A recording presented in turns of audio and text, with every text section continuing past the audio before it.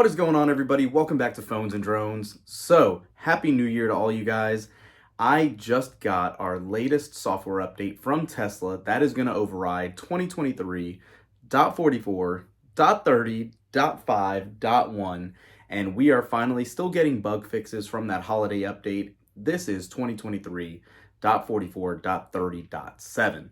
We already talked about these in prior videos. All of these dot releases and that super long one, that build that we were just coming from, is quite un-Tesla-like, but obviously, if you guys scroll online or on X, you'd see there was a number of different issues, including ourselves, that had them with these holiday updates. Tesla software engineers were up to it throughout the holiday, kept pushing out updates, so we greatly appreciate that. Clearly, it's not stopping into the new year.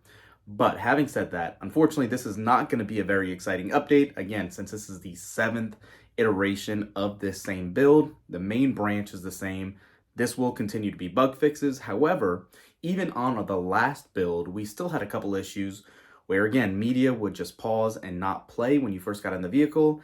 And still, for refresh Model S and X owners, if you have a 2021 Model S with the first rear screens, we couldn't use Bluetooth to connect the rear video screen to headphones. So Bluetooth was not working to separate those audio channels. Hopefully that has been resolved here. It's probably going to be one of the first things we check after the release notes. So having said that, let's go ahead, jump in the vehicle. We'll make this one as short as possible to see if everything's fixed for you guys. If you are looking at getting a Tesla, don't forget to use that referral link down below. It definitely helps us out. Let's go ahead and jump into it. So in the Model S, like we said, going to software, you can see here is the latest build, 2023.44.30.7, with that complete build number of D7C DDCB830ED. Again, same branch as all of the other holiday updates. What I'm assuming is this should hopefully be the last of the holiday update builds and the last of the 2023 builds. The next update we get should have 2024 as the main branch for the new year.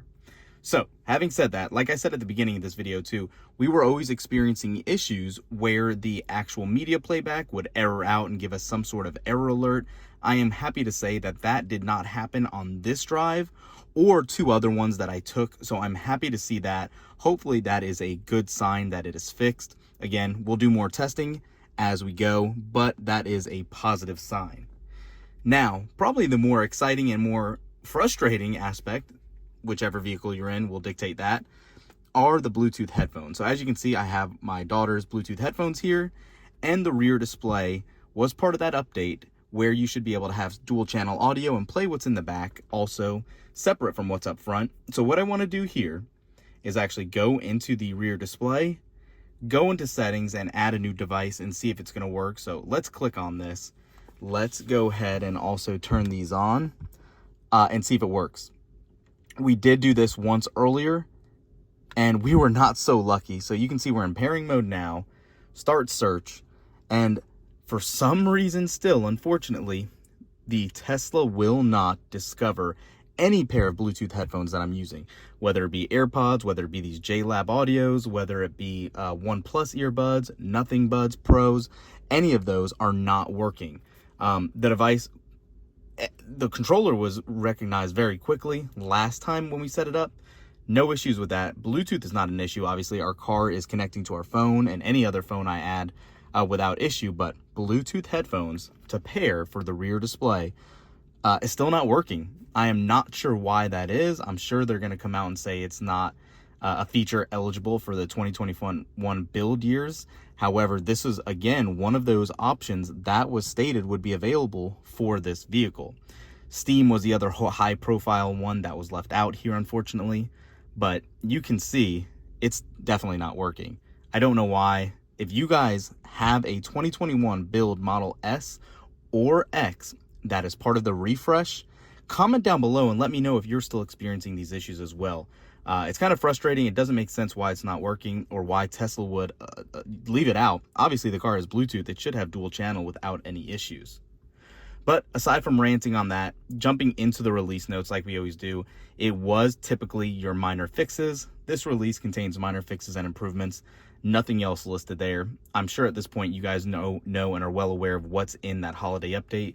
But if not, here is a quick breakdown again. Apple Podcasts, Castle Doombad Game, Tesla Arcade updates. They came in the form of beach buggy racing vehicles, Polytopia, diplomacy updates, Vampire Survival, and being able to use those Xbox and PS4 and 5 controllers. One thing that I did mention that we didn't talk about though, it does have rumble effects in select arcade games. That was a cool add. You can obviously play the games on the rear display, customize the lock sound. We did a whole video on how to customize that on your phone or from a desktop computer. Make sure to give that a look as well. Automatic 911 calls, speed cameras on your route.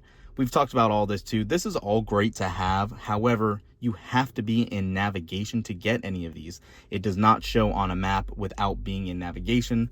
A little disappointing there. Your trip planner on mobile app, you can set multiple stops if you want right in the mobile app itself. Alternate routes while driving. If you're navigating and a traffic backup occurs or anything like that, it will give you options to change your route. More cameras in live view. Obviously, in your app again, you now have access to the B-pillar cameras as well. The new automatic blind spot camera with that little red indicator on the left or right side of the display indicating a vehicle's there. Truly still, like I said in those other videos, don't understand why you necessarily need it, considering you have this big display showing a vehicle there, but any little extra safety addition is good to have. Light Show had a new update as well. Autopilot suspension gives you all of this breakdown as well here, specifically for navigate on autopilot instead of full self-driving, now being held accountable the same way. Over-the-air update recall, that ties into the autopilot suspension as well. Again, we did a whole video on this and how disappointing it is if you are a new or old Tesla owner to see just how much more sensitive and how much more naggy it is, and other minor updates here that we're not going to go into too much. But that is the majority of this video, guys. Let me know what you think. And again, if you guys have a refresh Model S or X from 2021, let me know if you're having any luck with the Bluetooth headphones. Thanks for watching. We'll catch you in the next one. Peace.